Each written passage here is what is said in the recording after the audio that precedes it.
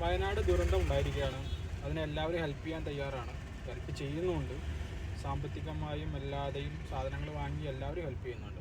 പക്ഷേ ഈ ദുരന്തം ഉണ്ടാകുമ്പോൾ അതിൻ്റെ ഇടയിൽ കൂടെ അതിൻ്റെ ലാഭം എടുക്കാൻ വേണ്ടി ഒരുപാട് ആൾക്കാർ ശ്രമിക്കും. അത് സ്വാഭാവികമാണ്. അപ്പോൾ അത് ഉണ്ടാവാതിരിക്കാൻ ശ്രദ്ധിക്കുക.